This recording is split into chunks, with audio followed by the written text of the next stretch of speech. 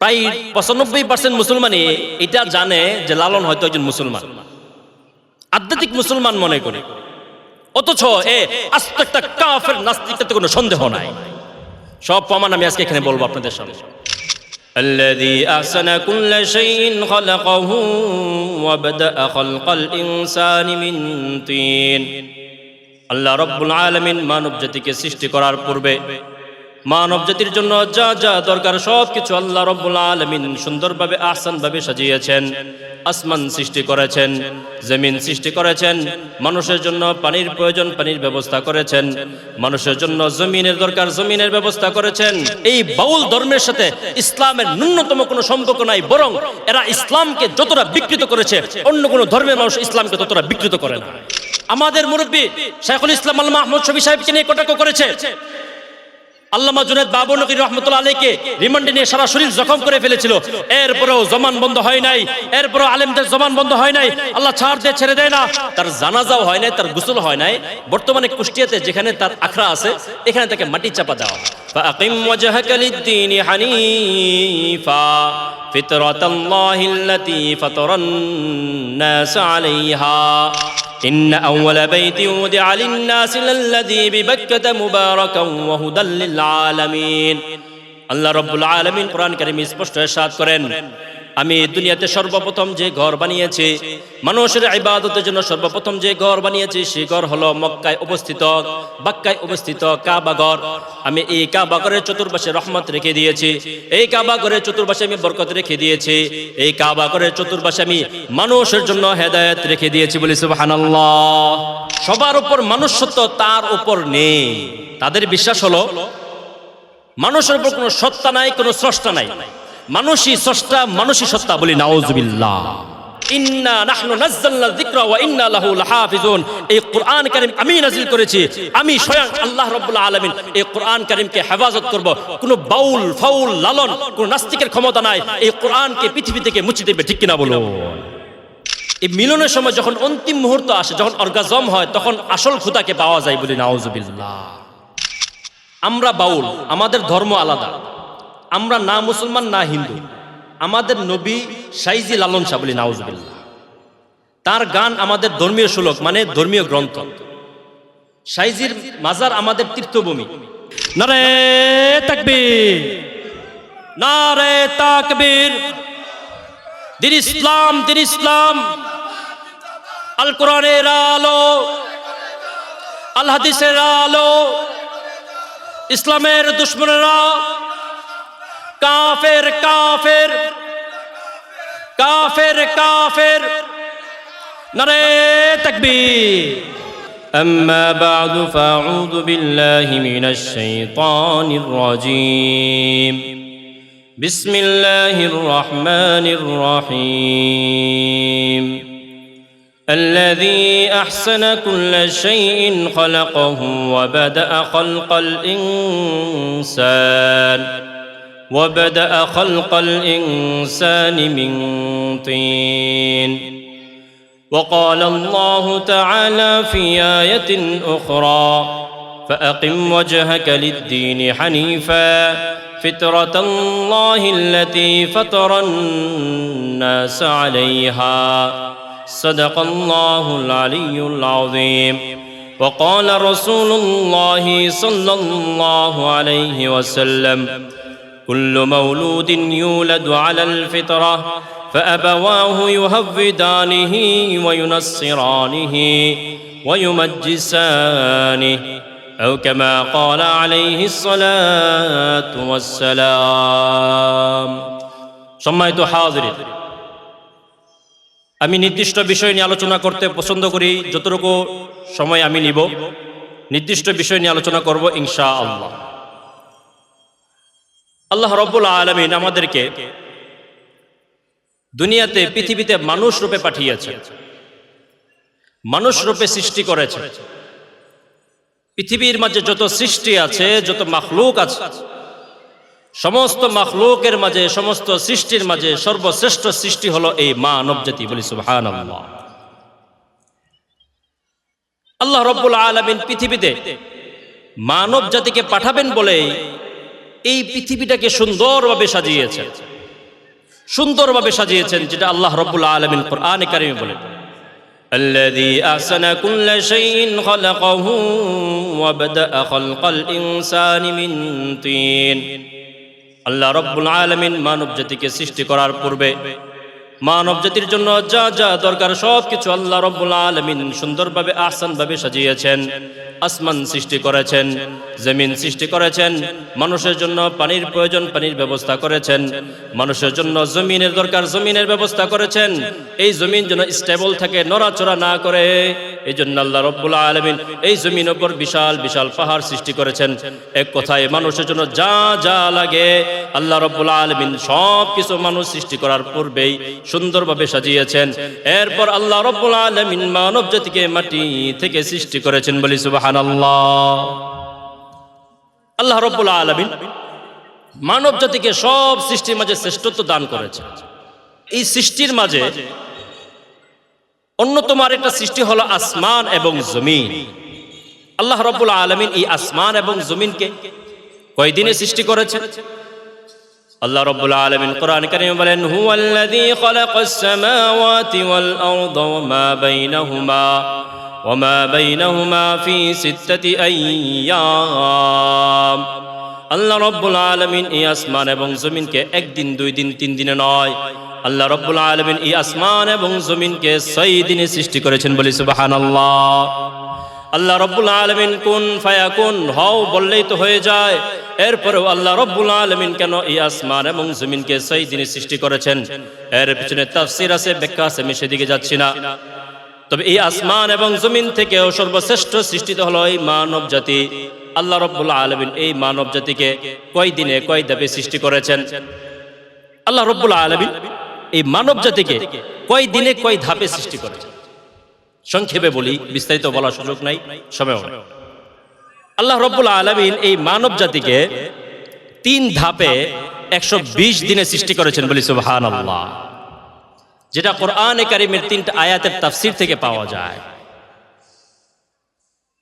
প্রথম আয়াতটা হলো আল্লাহ রাব্বুল আলামিন কোরআনে কারীমে বলেন, ওয়ালাকাদ খালাকনাল ইনসানা মিন সালসালিম মিন হামাইম মাসনুন। আমি মানব জাতিকে পচা দুর্গন্ধ কালো মাটি থেকে সৃষ্টি করেছি। পচা দুর্গন্ধ কালো মাটি, সেটার একটা উদাহরণ দেই। এই যে আমাদের শহরে যে ড্রেনগুলো আছে, এই ড্রেনগুলো কিন্তু সারা বছর কখনোই শুকায় না, কখনোই শুকায় না। সারা বছর পানি থাকে, 12 মাস পানি থাকে এবং 24 ঘন্টা পানি থাকে। এই সব সময়, দীর্ঘ সময় পানি থাকার কারণে এই মাটিটা পচতে পচতে কালো হয়ে গেছে। আমাদের ড্রেনের মাটিগুলো কি কালো না? কালো এবং দুর্গন্ধ। শরীর লাগলে আমাদের ঘৃণা লাগে, কাপড়ে লাগলে ঘৃণা লাগে। কারণ এই মাটিটার উপর 24 ঘন্টা 12 মাস সব সময় পানি থাকে। ঠিক এরকম এক মাটি থেকে আল্লাহ রাব্বুল আলামিন আমাদেরকে সৃষ্টি করেছেন। সেটা কিভাবে? আল্লাহ রাব্বুল আলামিন কোরআনে কারীমে বলেন, ওয়ালাকাদ খালাকনাল ইনসানা মিন সালসালিম মিন হামাইম মাসনুন। আল্লাহ রাব্বুল আলামিন সর্বপ্রথম জিবরাইল আলাইহিস সালাতু ওয়াস সালামকে নির্দেশ দিলেন, হে জিবরাইল, তুমি মাটি নিয়ে আসো, আমি আদমকে সৃষ্টি করব। কোত্থেকে নিয়ে আসা হলো এই ব্যাপারে আলোচনা আছে, আমি সেদিকে যাচ্ছি না। কোথায় রাখা হলো এই ব্যাপারে আলোচনা আছে, আমি সেদিকে যাচ্ছি না। কোন কোন রিওয়ায়াতে আরাফার ময়দানে রাখা হয়েছে, কোন কোন রিওয়ায়াতে জান্নাতে রাখা হয়েছে। এরপর আল্লাহ রাব্বুল আলামিন আসমানকে নির্দেশ করলেন, হে আসমান, তুমি 1 বছর 2 বছর নয়, তুমি 40 বছর এই জমিনের উপর বৃষ্টি বর্ষণ করো, বলি সুবহানাল্লাহ। আল্লাহ রাব্বুল আলামিন আসমানকে নির্দেশ করলেন, তুমি এই জমিনের উপর 40 বছর বৃষ্টি বর্ষণ করো। দীর্ঘ সময় 40টা বছর বৃষ্টি বর্ষণ হওয়ার কারণে, সব সময় পানি থাকার কারণে এই মাটিটা কালো হয়ে গেছে, দুর্গন্ধ হয়ে গেছে, একেবারে পচা হয়ে গেছে। প্রথমে বলেছিলাম 3 ধাপে সৃষ্টি করেছেন 120 দিনে, গেল 40 বছর। পরবর্তীতে আল্লাহ রাব্বুল আলামিন কোরআনে কারীমে কি বলেন? খালাকাল ইনসানা মিন সালসালিন কাল ফাখার। আল্লাহ রাব্বুল আলামিন মানব জাতিকে ঠনঠনে শক্ত মাটি থেকে সৃষ্টি করেছেন। সেটা কিভাবে? আল্লাহ রাব্বুল আলামিন সূর্যটাকে এই মাটির উপর ফিট করলেন। ফিট করার পর আল্লাহ রাব্বুল আলামিন সূর্যকে আদেশ করলেন, হে সূর্য, তুমি একদিন 2 দিন নয়, 1 বছর 2 বছর নয়, তুমি এই মাটির ওপর 40 বছর লাগাতার তোমার তাপ বিস্তার করো। বলি সুবহানাল্লাহ। 40 বছর তুমি তোমার প্রচন্ড তাপ এই মাটির উপর বিস্তার করো। আমরা জানি এই ইট খোলাতে যখন মাটি দেওয়া হয়, এই প্রচন্ড আগুনের তাপে এই মাটিটা শক্ত ইট হয়ে যায়, কি হয় না? ইট হয়ে যায়, ঠনঠন শব্দ করে। ঠিক এরকম ভাবে আল্লাহ রাব্বুল আলামিন আমাদেরকে যে মাটি থেকে সৃষ্টি করেছেন, এই মাটিটাকে সূর্যের প্রচন্ড তাপের মাধ্যমে এটাকে শক্ত বানাইছেন, ঠনঠনে বানাইছেন। গেল 80 বছর, আছে 40 বছর। এরপরে আল্লাহ রাব্বুল আলামিন কি বলেন? ইন্না খলাকনাহু মিন তিনিল লাযিব। আমি মানব জাতিকে নরম এঁটেল মাটি থেকে সৃষ্টি করেছি। সেটা কিভাবে? আল্লাহ রাব্বুল আলামিন সূর্যকে আদেশ করলেন, হে সূর্য, 40 বছর হয়ে গিয়েছে, তুমি তোমার তাপকে কমিয়ে দাও। আল্লাহ রাব্বুল আলামিন আসমানকে আদেশ করলেন, হে আসমান, তুমি এই মাটির উপর 1 দিন 2 দিন নয়, 40 বছর মৃদু বৃষ্টি বর্ষণ করো। এত জোরেও নয় কাদা হয়ে যায়, আবার একবারে বন্ধও করবে না যে মাটিটা শক্ত হয়ে যায়, নরম এঁটেল মাটি। আল্লাহ রাব্বুল আলামিন এরকম ভাবে শেষে 40 বছর এই মাটিটাকে নরম বানাইছেন, এঁটেল বানাইছেন। ঠিক এরকম ভাবে 3 প্রসেসে আল্লাহ রাব্বুল আলামিন 120 দিনে এই মাটি থেকে আদমকে সৃষ্টি করেছেন। বলি সুবহানাল্লাহ। আল্লাহ রাব্বুল আলামিন আদম আলাইহিস সালাম এত শ্রেষ্ঠত্ব দান করেছেন, পৃথিবীর সকল মাখলুকের মাঝে শ্রেষ্ঠত্ব দান করেছেন এই আদমকে। ও মুসলমান ভাইরা, তেল সংগ্রহ করি। আজকে তো পৃথিবীটা তেলের উপর ভাসতেছে। যে দেশে যত বেশি তেল থাকে, ওই দেশের পাওয়ার তত বেশি। আজকে গাড়ি চলার জন্য, যানবাহন চলার জন্য, বিমান চলার জন্য, জাহাজ চলার জন্য, এভরিথিং, সব কিছু, প্রায় সব প্রত্যেকটা ক্ষেত্রেই আজকে তেলের প্রয়োজন। আচ্ছা বলেন তো, এই তেলটা কি আসমান থেকে নামে না জমিন থেকে ওঠানো হয়? জমিন থেকে ওঠানো, তাই না? আমরা এই যে গ্যাস সংগ্রহ করি, কয়লা সংগ্রহ করি, এগুলো কোত্থেকে আসে? আসমান থেকে না জমিন থেকে? জমিন থেকে। কথা বলতে হবে। আমরা যে পানি পান করি, পানিটা কোত্থেকে আসে? আসমান থেকে না জমিন থেকে? জমিন থেকে। আমরা শাক সবজি খাই, চাল ডাল যা কিছু খাই, এগুলো সব কোত্থেকে আসে? জমিন থেকে। আল্লাহ রাব্বুল আলামিন এই সব কিছুকে জমিন থেকে উৎপন্ন করেন, আর মানুষের সম্মানার্থে আল্লাহ রাব্বুল আলামিন এই জমিনটাকে মানুষের পায়ের নিচে বিছিয়ে দিয়েছেন। বলি সুবহানাল্লাহ। কত মর্যাদা দান করেছেন। পৃথিবীর যা কিছু আমরা দেখি, সব কিছু আল্লাহ রাব্বুল আলামিন মানুষের জন্য সৃষ্টি করেছেন, আর আল্লাহ রাব্বুল আলামিন মানব জাতিকে সৃষ্টি করেছেন উনার গোলামি করার জন্য। বলি সুবহানাল্লাহ। উনার গোলামি করার জন্য সৃষ্টি করেছেন। তাহলে আমরা বুঝলাম এই সকল সৃষ্টির মাঝে সর্বশ্রেষ্ঠ সৃষ্টিকে এই মানব জাতিকে, এই মানব জাতি। এখন আসি এই মানুষের মাঝে আবার শ্রেষ্ঠ কারা, এই ব্যাপারে আল্লাহ রাব্বুল আলামিন কোরআনে কারিমে কি বলেন? ইন্নাল্লাযীনা আমানু ওয়া আমিলুস সালিহাতি উলাইকা হুম খায়রুল বারিয়া। যারা ঈমান এনেছে, যারা ইসলাম এনেছে, যারা মুমিন, যারা মুসলমান, যারা আমলে সালেহ করেছে, তারা এই সমস্ত মানব জাতির মাঝে সর্বশ্রেষ্ঠ মানব। বলি সুবহানাল্লাহ। মানুষের মাঝে শ্রেষ্ঠ কারা? যারা মুমিন, যারা মুসলমান, যারা মুমিন। মুসলমান, ইসলাম কি জিনিস? ইসলাম হলো কোন রকম তবে কিন্তু যদি কোন রকম শর্ত সারায়াত ছাড়া নিজেকে আল্লাহ তাআলার সামনে নত করে দেওয়া। মুমিন ঈমান কি জিনিস? আমানতু বিল্লাহি ওয়া মালাইকাতিহি ওয়া কুতুবিহি ওয়া রাসূলিহি ওয়াল ইয়াউমিল আখির ওয়াল কদরি খাইরিহি ওয়া শাররিহি মিনাল্লাহি তাআলা ওয়াল বা'সি বা'দাল মাউত।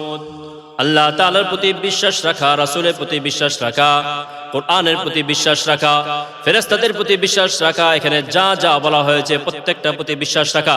যদি কোনো ব্যক্তি কোনো একটার প্রতি বিশ্বাস না রাখে, কোনো একটাকে অস্বীকার করে, তাহলে সে কাফের হয়ে যাবে। বলি নাউজুবিল্লাহ। যদি কেউ একটা আয়াতকে অস্বীকার করে, কোরআনে কারীমের একটা আয়াতের বিপক্ষে অবস্থান নেয়, কোরআনে কারীমের একটা আয়াতের বিরুদ্ধে অবস্থান নেয়, তাহলে সে কাফের হয়ে যায়। বলি নাউজুবিল্লাহ। পুরা কোরআনকে অস্বীকার করতে হবে না, একটা আয়াতকে অস্বীকার করলেই হবে। এখন আমি আমার এখন মূল আলোচনায় আসি নাই, আসতেছি, পয়েন্টগুলো ধরে রাখবেন। এই যে আমরা এখানে যারা আছি, আমরা সকলেই কি মুসলমান, তাই না? আমরা সকলেই মুসলমান, মুমিন মুসলমান। আপনাদের কাছে আমি দুইটা প্রশ্ন রাখবো। এক নম্বর প্রশ্ন হলো, আমরা যখন জন্মগ্রহণ করেছি, অর্থাৎ প্রত্যেকটা শিশু যখন জন্মগ্রহণ করে তখন কি সে কোনো ধর্ম নিয়ে পৃথিবীতে আসে নাকি পরবর্তীতে তার পিতা মাতার ধর্মাবলম্বী হয়? এক নম্বর প্রশ্ন। দুই নম্বর প্রশ্ন হলো, মানুষ যখন মৃত্যুবরণ করবে তখন কি তাকে কোনো ধর্ম নিয়ে মৃত্যুবরণ করতে হবে নাকি কোনো একভাবে মৃত্যুবরণ করলেই হবে? দুইটা প্রশ্ন আপনাদের কাছে রাখলাম। প্রথম প্রশ্নে প্রত্যেকটা শিশু যখন জন্মগ্রহণ করে তখন কি সে কোনো ধর্ম নিয়ে জন্মগ্রহণ করে? এই ব্যাপারে ইসলাম কি বলে, আল্লাহ কি বলে, রাসূল কি বলে? আল্লাহ রাব্বুল আলামিন কোরআন কারীমে বলতেছেন স্পষ্ট আয়াত, ফাআকিম ওয়াজহাকা লিদ-দীনি হানিফা ফিতরাতাল্লাহিল্লাতী ফাতারান নাস আলাইহা। আল্লাহ রাসূল সাল্লাল্লাহু আলাইহি ওয়াসাল্লাম হাদিসে বলেন, কুল্লু মাউলুদিন ইউলাদু আলাল ফিতরা ফাআবাওয়াহু ইউহাব্বিদানিহি ওয়া ইউনাসসিরানিহি ওয়া ইউমাজ্জিসানি। আল্লাহ রাব্বুল আলামিন কোরআন কারীমে স্পষ্ট বললেন, রাসূলও হাদিসে বললেন, প্রত্যেকটা শিশু যখন জন্মগ্রহণ করে তাওহীদের উপর, ইসলামের উপর জন্মগ্রহণ করে। বলি সুবহানাল্লাহ।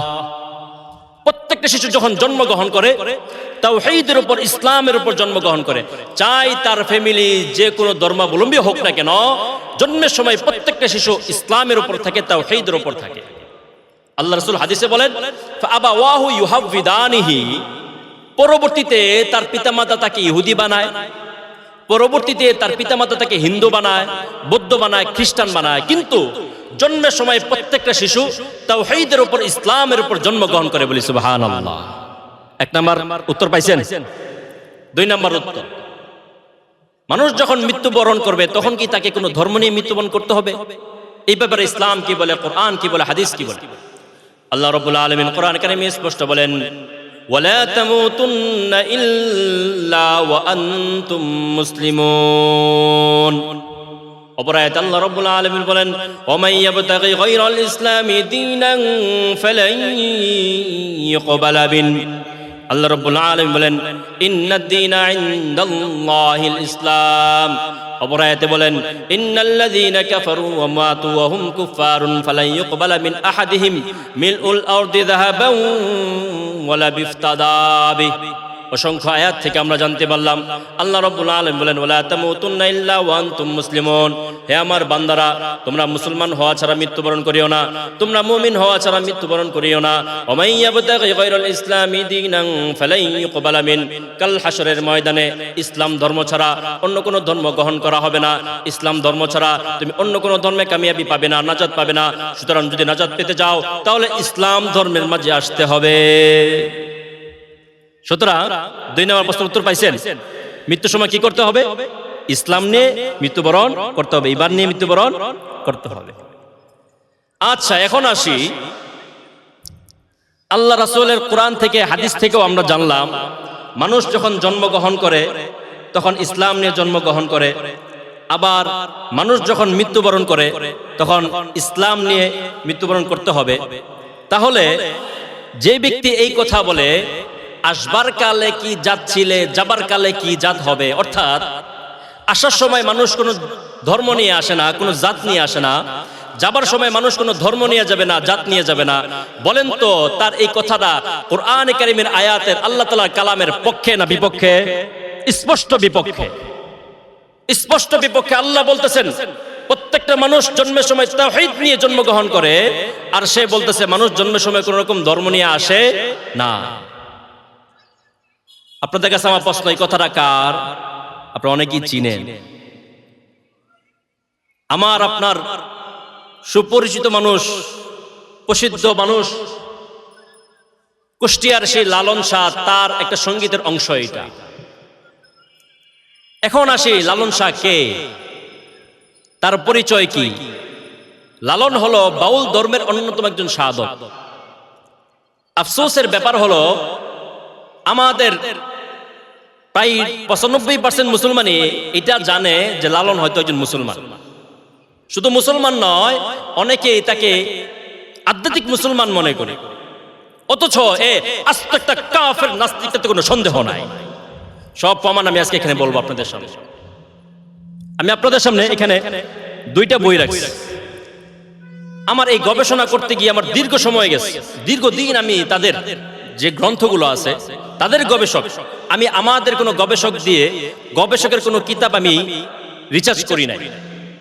এখানে দুইটা বই আমি নিয়ে আসছি। একটা হলো বাউল তত্ত্ব আহমেদ শরীফ, ইনি হলেন বাংলাদেশের একজন বুদ্ধিজীবী, কুখ্যাত নাস্তিকদের মাঝে অন্যতম একজন, সেও একজন বাউল গবেষক। আরেকটা বই নিয়ে আসছি, সেটা হলো বাংলাদেশের বাউল, এটার লেখক হলো ডক্টর আনোয়ারুল করিম চৌধুরী।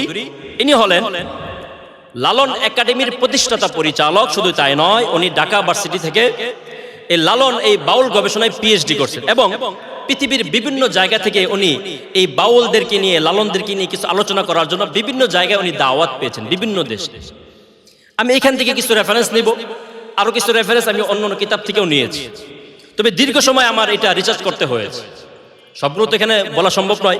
আমি মুষ্টিময় কয়েকটা বিষয় নোট করে নিয়ে আসছি, তাদের আকীদা, তাদের বিশ্বাস, এগুলো বিষয়। এখন আসি লালনকে। লালন হলো বাউল ধর্মের অন্যতম একজন সাধক। বাউল ধর্ম কি, কবে থেকে তাদের উৎপত্তি? ডক্টর উপেন্দ্রনাথ ভট্টাচার্য উনি বলেন 1450 খ্রিস্টাব্দে এই বাউলদের আবির্ভাব। রবীন্দ্রনাথ ঠাকুর বলেন 1650 খ্রিস্টাব্দে এই বাউলদের আবির্ভাব হয়।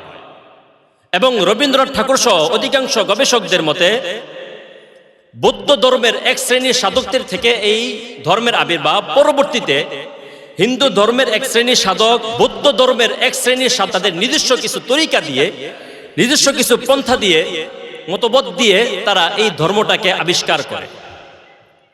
পরবর্তীতে 1990 সনে কিছু সুফিবাদে বিশ্বাসী মুসলিম সাধকদের উপর এই ভূত সওয়ার হয়। এখন এই ধর্মের মাঝে হিন্দু আছে, বৌদ্ধ আছে, মুসলমান আছে, জগা খিচুড়ি টাই। এখন আসি লালনকে, লালনের পরিচয় কি সংক্ষেপে বলতেছে, আমার আলোচনা দীর্ঘ করার সময় নেই, অনেক আলোচক আছে এখানে। লালন এই নামটা শুনে আপনি কখনোই বুঝবেন না সে হিন্দু না মুসলমান, এবং সে মুনাফিকি করে। তার কোথাও কোনো সঙ্গীতে সে কখনো বলে নাই সে কোন ধর্মে। সে যতই মুনাফিকি করুক, তার সময়কার, তার এলাকার লোক, তার পরিবারের লোক, তারা তো জানতো সে কোন ধর্মের মানুষ। 1890 খ্রিস্টাব্দে তার মৃত্যুর 2 সপ্তাহ পরে হিতকুরি নামক এক পত্রিকায় তার এই জীবনীটা উল্লেখ করা হয়, এবং এটা উল্লেখযোগ্য জীবনী। যে সে কুষ্টিয়ার হিন্দু ফ্যামিলির কায়স্থ পরিবারের একজন সন্তান, অল্প বয়সে তার বাবা মারা যায়। দেখবেন আমাদের যে শিশুরা আছে, এক একটা শিশু এক একটা বিষয়ে আগ্রহী থাকে বেশি।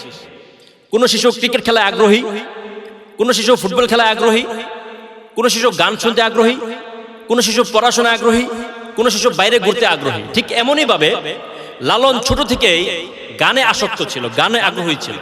যেখানে গান হতো, কীর্তন হতো, সেখানে সে যাইতো, নিজেও গাইতো, শুনতো। যেহেতু তার বাবা মারা যায়, সে পড়াশোনা করতে পারে না, অল্প বয়সে সে বিবাহ করে ফেলে। তো তার বিয়ের কয়েকদিন পর তার এলাকা মানুষ, তার ফ্যামিলির মানুষ ভারতের গঙ্গারামপুরে গঙ্গায় স্নানের উদ্দেশ্যে তারা রওনা হয়। কারণ হিন্দুদের আকীদা হলো গঙ্গা নদীতে স্নান করলে পাপ মোচন হয়, সেই বিশ্বাসে তারা তীর্থযাত্রা শুরু করে।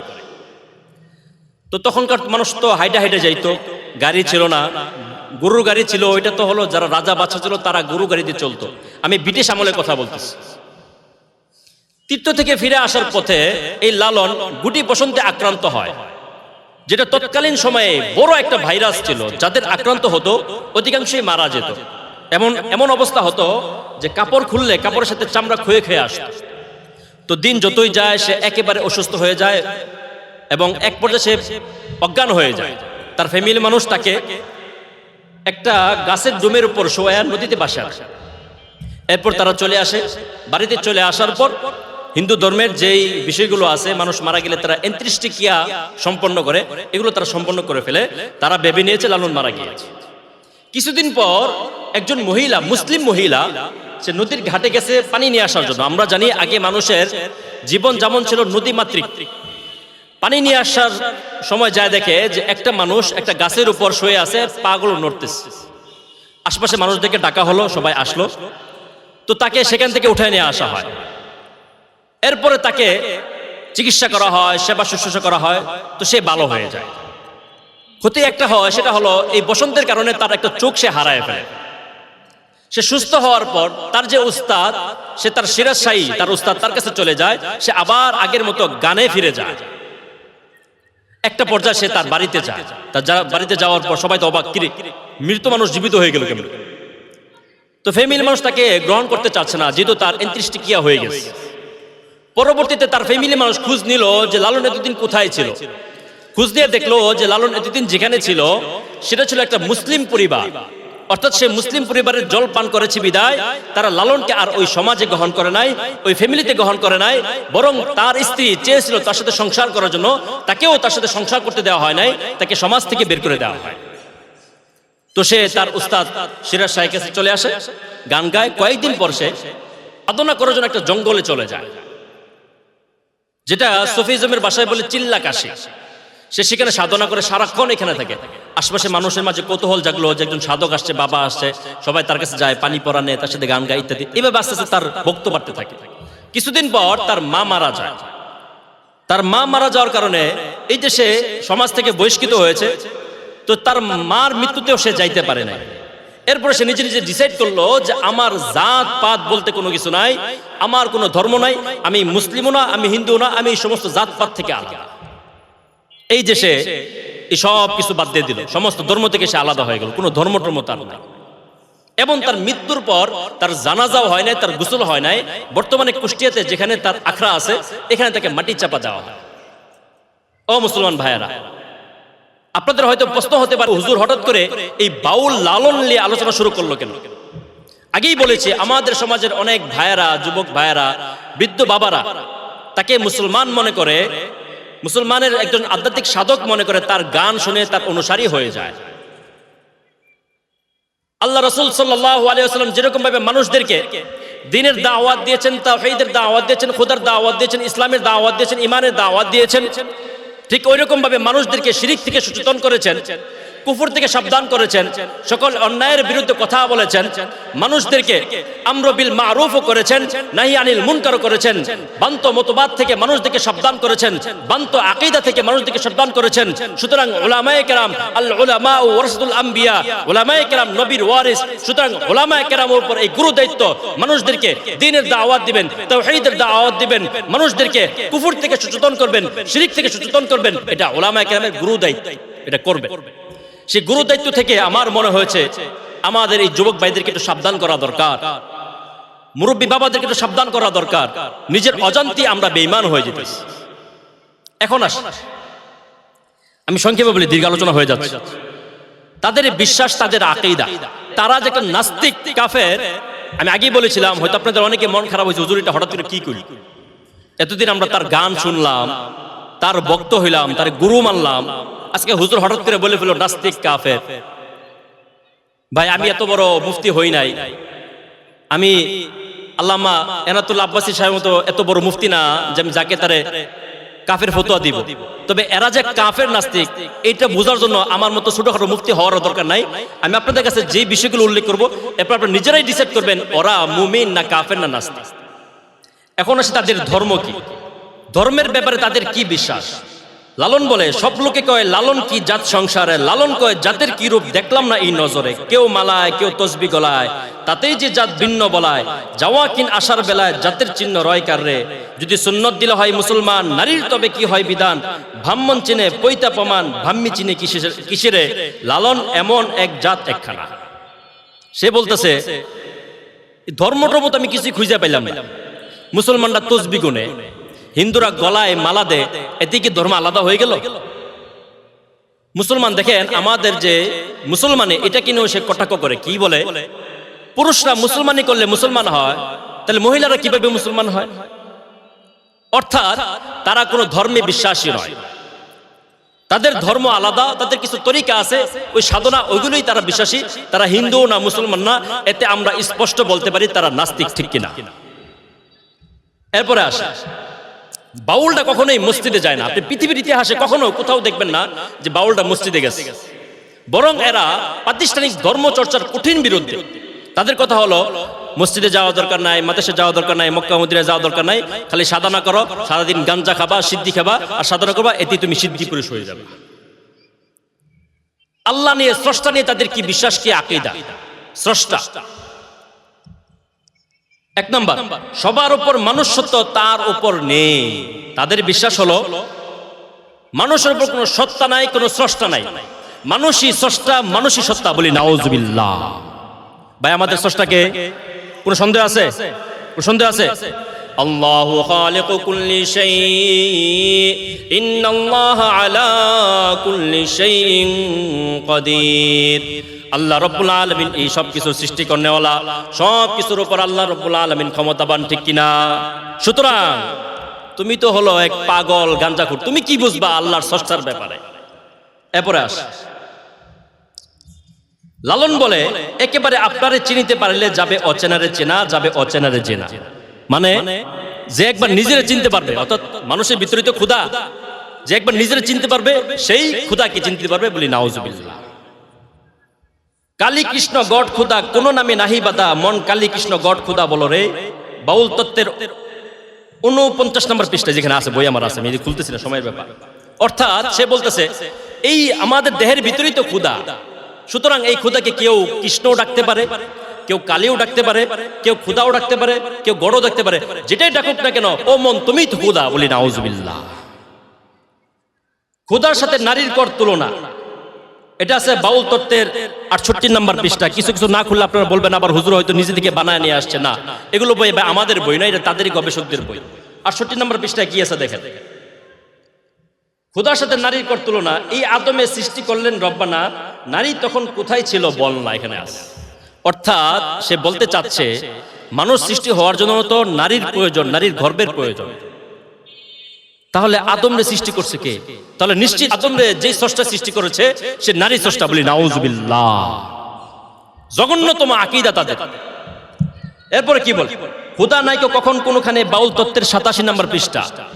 এখানে সে কি বলতেছে, মানে সে খুব খুঁজে, কোথাও সে ক্ষুধা পাইছে না।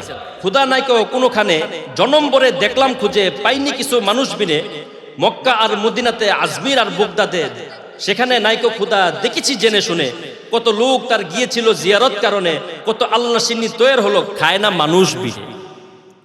তার কথা হলো এই যে মানুষ মক্কা মদিনায় যায়, কেউ দেখছে আল্লাহ রে? কেউ দেখে না। এই যে মানুষ আজমির শরীফে যায়, সিন্নি দেয়, কই সিন্নি তো ঘুরে ফিরে মানুষই খায়। তাহলে কি আল্লাহ বলতে কোনো কিছু নাই, স্রষ্টা বলতে কোনো কিছু নাই, মানুষই স্রষ্টা, বলি নাউজুবিল্লাহ। এরপরে আস, আল্লাহ আদম আর মুহাম্মদ এক নূরেতে মিশে, নাইলে আদমকে সেজদা ফেরেশতাকে সাজে। অর্থাৎ আল্লাহ যে, আদম সে, মুহাম্মদ সে, বলি নাউজুবিল্লাহ। সে বলতেছে যদি আদম স্রষ্টা না হইতো তাহলে কি ফেরেশতারা আদমকে সেজদা করতো? আরে গাদা, আল্লাহ রাব্বুল আলামিন তো ফেরেশতাদেরকে আদেশ করেছেন যে তোমরা আদমকে সেজদা করো। ফেরেশতারা তো আদমকে স্রষ্টা হিসেবে সেজদা করে নাই। আল্লাহ রাব্বুল আলামিন কোরআন কারীমে কি বলেন, ওয়া ইয কুলনা লিল মালাইকাতি ইসজুদু লিআদম ফাসজাদু ইল্লা ইবলিস। আল্লাহ রাব্বুল আলামিন ফেরেশতাদেরকে আদেশ করলেন, হে ফেরেশতা তোমরা আদমকে সেজদা করো। সবাই সেজদা করলো, ইবলিস ছাড়া আমি সেদিকে যাচ্ছি না। তাহলে আল্লাহ রাব্বুল আলামিনের আদেশে ফেরেশতারা আদমকে সেজদা করেছিল, আদমকে তারা স্রষ্টা হিসেবে সেজদা করে নাই, আদমকে স্রষ্টা হিসেবে সেজদা করে নাই। গাদা, কত বড় গাদা দেখেন। এরপরে বলে যে খুঁজে মানুষের ক্ষুধা সেই তো বাউল, মানে যারা মানুষের ভিতরে ক্ষুধা খুঁজবে তারাই বাউল। এটা আছে বাংলাদেশে বাউল 226 নম্বর পৃষ্ঠা। পরে বলতেছে, কেন জিজ্ঞাসিলে ক্ষুধার কথা, দেখায় আসমানে, আছেন কোথায় সর্বোপরি কেউ নাহি জানে। আমাদেরকে জিজ্ঞাসা করলে বলে এই ক্ষুধা কোথায়, বলে আসমানে, আরশের উপর, যেটা আল্লাহ রাব্বুল আলামিন কোরআনে কারীমে স্পষ্ট বলেছেন, আর রহমানু আলাল আরশি ইস্তাওয়া। আল্লাহ রাব্বুল আলামিন আরশের উপর অবস্থান করছেন। সুতরাং সে একটা স্পষ্ট আয়াতের বিরুদ্ধে অবস্থান নিচ্ছে। আমি সংক্ষেপে বলতেছি। এখন আসি, তা আমরা জানি যারা স্রষ্টায় বিশ্বাসী নয়, যে কোনো স্রষ্টা হোক, যে কোনো ধর্মের হোক, এক কথায় যারা স্রষ্টায় বিশ্বাসী নয় তারা নিশ্চিত নাস্তিক, তাতে কোনো সন্দেহ নাই, ঠিক কিনা বলো? লালন কাবাগরকে নিয়ে কি বলে, এই বাউলরা কাবাগরকেও ছাড়ে নাই। দেখেন কি বলে, বাউলদের আকীদা হলো কোনো তীর্থস্থানে যাইতে হবে না, মক্কা মদিনায় আসার দরকার নাই, আসল আদি মক্কা এই মানব দেহে, বলি নাউজুবিল্লাহ। এটা আছে বাংলাদেশের, এই যে এই বাংলাদেশের বাউল 62 নম্বর পৃষ্ঠা এই বই। সে বলে আছে আদি মক্কা এই মানব দেহে, দেখ না রে মন বে, দেশ দেশান্তর দৌড় এবার মরিস কেন হাঁপিয়ে। এই যে মানুষ বিভিন্ন জায়গা থেকে কাবাতে যায়, সে বলতেছে তোরা এত হাঁপায় হাঁপায় কেন কাবাতে যাস, আসল মক্কা মদিনা দেখ নিজের দেহের ভিতরে, বলি নাউজুবিল্লাহ। অথচ আল্লাহ রাব্বুল আলামিন কোরআনে কারিমে কি বলেছেন? ইন্না আউওয়ালা বাইতি উদিআ লিন-নাসি লাল্লাযী বিবাক্কাতা মুবারাকান ওয়া হুদাল লিল আলামিন।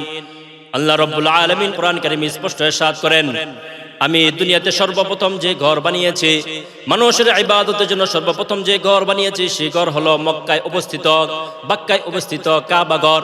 আমি এই কাবা ঘরের চতুর্পাশে রহমত রেখে দিয়েছি, এই কাবা ঘরের চতুর্পাশে আমি বরকত রেখে দিয়েছি, এই কাবা ঘরের চতুর্পাশে আমি মানুষের জন্য হেদায়েত রেখে দিয়েছি। বলি সুবহানাল্লাহ। আল্লাহ রাব্বুল আলামিন এই আয়াতে বলেন নাই লাল্লাযী বিকলবিন নাস, বলেন নাই, বলেন বিবাক্কাতা, মক্কায়, বাক্কায় অবস্থিত। আর এই গাদায় কি বলে, এই বাউল ফাউলটা কি বলে যে আসল আদি মক্কা এই মানব দেহে। এখন আসি তারা কোরআন নিয়ে কি বলে। কোরআনকেও ছাড় দেয় না। কি কালাম পাঠালেন আমায় শায়ে দয়াময়, এক এক দেশের এক এক ভাষায় কয় খুদা পাঠায়। এক যুগে পাঠায় কালাম, অন্য যুগে হয় কেন হারাম? যদি একই খুদার হয় রচনা, তাতেই তো ভিন্ন থাকে না, মানুষের সকল রচনা তাতেই তো ভিন্ন হয়। বলি নাউজুবিল্লাহ। আল্লাহ রাব্বুল আলামিন তাওরাত, ইনজিল, এরকম ভাবে কোরআন, এই যে আসমানি কিতাবগুলো নাজিল করেছেন, যখন যেই জামানায় যেই ভাষায় নাজিল করার প্রয়োজন মনে করেছেন আল্লাহ রাব্বুল আলামিন, তখন সেই জামানায় সেই ভাষায় নাজিল করেছেন। সে বলতেছে যদি এক খুদার গ্রন্থগুলো এক খুদার হতো তাহলে তো এক ভাষাই হতো। বলে নাউজুবিল্লাহ। এরপর সে কি বলে, এক এক দেশের এক এক বাণী, পাঠান কি সায় গুণমণি, মানুষের রচিত জানি লালন ফকির কয়। সে কইতেছে, লালনে বলতেছে এগুলা সব মানুষের রচিত, কোরআন মানুষের রচিত, তাওরাত, জাবুর, ইনজিল এগুলো সব মানুষের রচিত। বলি নাউজুবিল্লাহ। আল্লাহ রাব্বুল আলামিন কোরআন কারীম বলেন ইন্না নাহনু নাযালনা যিকরা ওয়া ইন্না লাহু লাহাফিজুন। এই কোরআন কারীম আমি নাজিল করেছি, আমি স্বয়ং আল্লাহ রাব্বুল আলামিন এই কোরআন কারীমকে হেফাজত করব। কোনো বাউল ফাউল লালন, কোনো নাস্তিকের ক্ষমতা নাই এই কোরআনকে পৃথিবী থেকে মুছে দেবে। ঠিক কিনা বলো? এই হলো তাদের বিশ্বাস। আপনারা অনেকে তাদেরকে কি আধ্যাত্মিক পুরুষ মনে করেন, তাই না? আধ্যাত্মিক মুসলমান। এখন আসি নবীকে নিয়ে তারা কি বলে।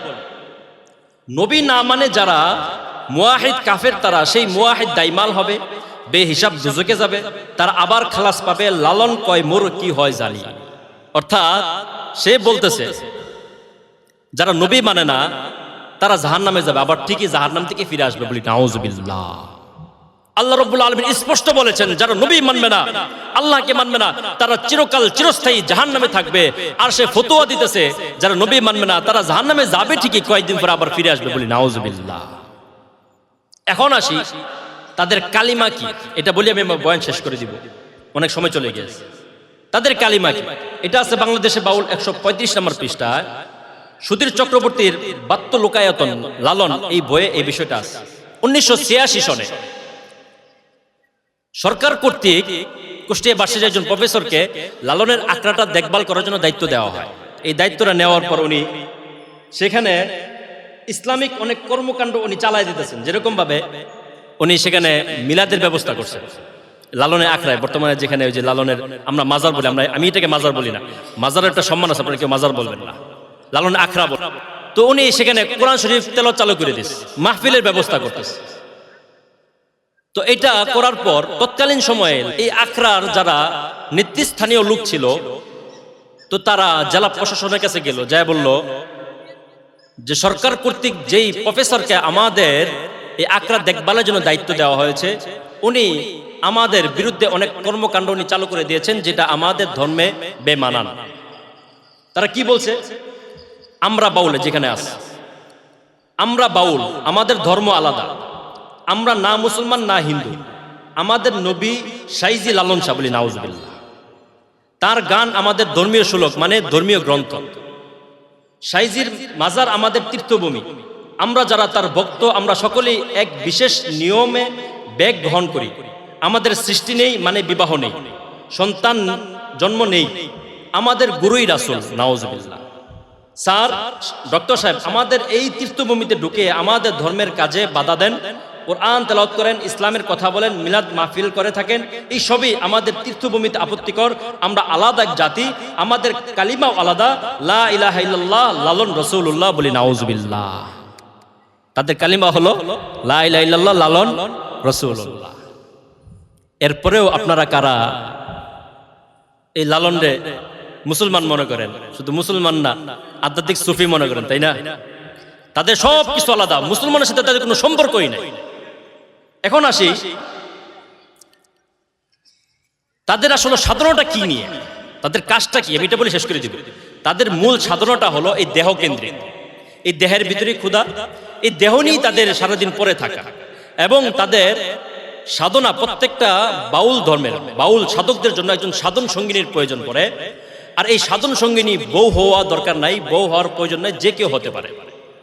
এবং তাদের বিশ্বাস হলো যে যত বেশি এই বিকৃত যৌনচার করবে সে তত বড় সিদ্ধি পুরুষ হবে বলি নাউজুবিল্লাহ। এবং তাদের বিশ্বাস হলো এই মিলনের সময় যখন অন্তিম মুহূর্ত আসে, যখন অর্গাজম হয়, তখন আসল ক্ষুধাকে পাওয়া যায় বলি নাউজুবিল্লাহ। এরকম জঘন্য জঘন্য তাদের আকীদা আছে। এবং অধিকাংশ গবেষক এখানে আছে, তারা বলছে এই ধর্মটা হলো পরকীয়া ধর্ম ছাড়া আর কিছুই না, ডাইরেক্ট পরকীয়া ধর্ম, বিকৃত যৌনচার ছাড়া আর কিছুই নেই এই ধর্মের মাঝে।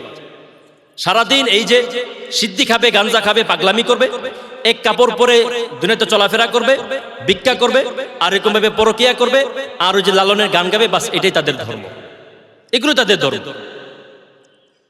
এখন আসে আমরা যারা তাদের কাছ থেকে বিভিন্ন সময় পানি পড়া নেই, ওষুধ নেই, আপনাদেরকে বলি এরা পানি পড়া দেয় না কি দেখুন শুনে।